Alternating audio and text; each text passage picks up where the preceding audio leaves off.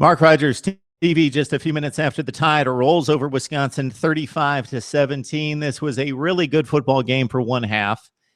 Into the third quarter, Wisconsin couldn't keep up with the Tide's athleticism. And really, when you think about it, everything that Wisconsin does well, Alabama does just as well. And then Alabama does a whole lot more. So this is not the best of matchups for Wisconsin. And like was discussed during the broadcast, this basically a strong, solid, good matchup for the Tide because that front seven on defense can do what they like to do, and that's stuff the run. Of course, that's Wisconsin's game plan. So we started out by seeing safety captain Michael Caputo, one of the best in the Big Ten, possibly one of the best in the nation. He got his bell rung, making a tackle on Derrick Henry. That's not going to be the last time this season that's going to happen to a safety, I don't believe. So it was knee on helmet. Caputo went back to Alabama's huddle. He was taken from the game with concussion-like symptoms. That was the third play of the game, and Caputo's the captain. He sets up the defense. He is the leader on defense. So Alabama wins fair and square, of course, but this was a huge loss for Wisconsin. This kid had 106 tackles last year.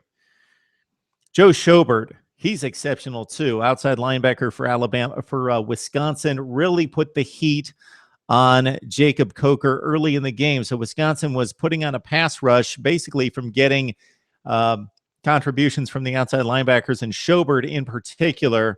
They were disguising some blitzes, using some exotic schemes to get to Coker. There was one particular Schobert play where he beat Cam Robinson and a running back to get to Coker. That was mighty impressive. So Wisconsin held in there early because of the defense.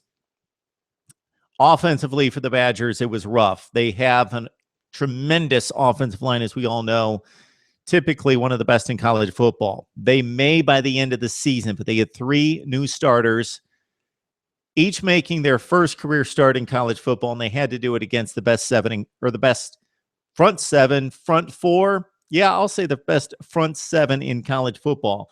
Michael Dieter, Walker Williams, and Hayden Beagle, first starts along the offensive line for Wisconsin. So it was discussed during the broadcast. Dan Volz, the center for the Badgers, difficult time, not just doing his assignment. The center is typically the leader along the offensive front and gets everybody else the right line calls, but really in this situation, Volz having to carry more of the load in getting 3 new starters ready to play against this defense and getting them lined up and knowing their assignments where the blitz was coming from each and every play. Not a vintage Wisconsin offensive line at this point. We'll see how they play down the road. Got off to a rough start rushing the football, tried to get Corey Clement going. He only had, let's see, Corey Clement finished on this day. I had his stats right here. He started off 7 carries for 15 yards.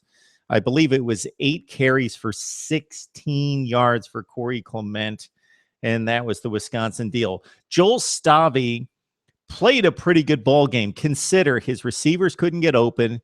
He basically had his tight end, Alex Erickson, who did an exceptional job.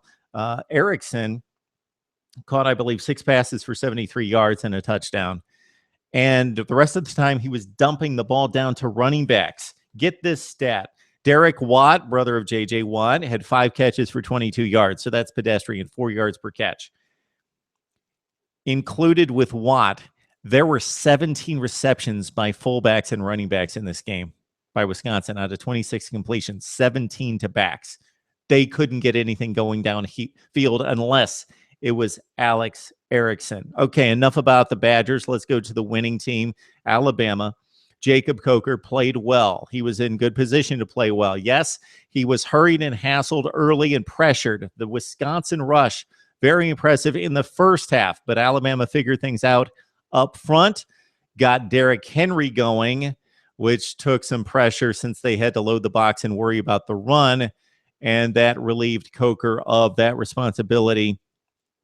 And the pass rush was slowed down because of it, and Coker really thrived in the second half of this game.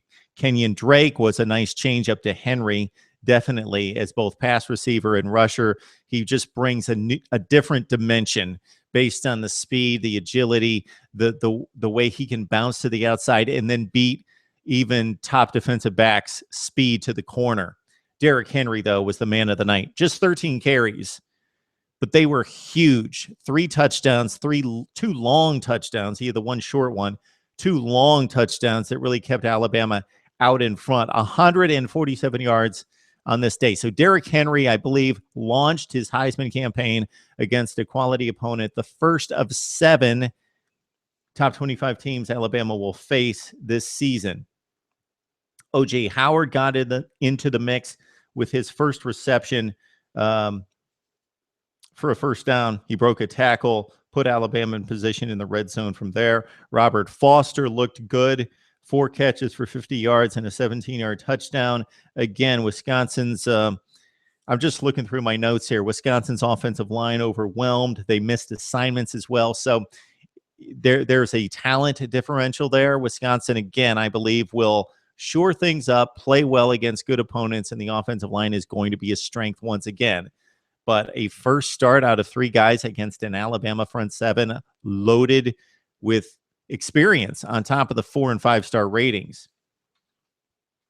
Stave, he showed touch. He showed arm strength several times, especially when they put the game on his shoulders because they got down 21-7, then 28-7. He threw some passes from one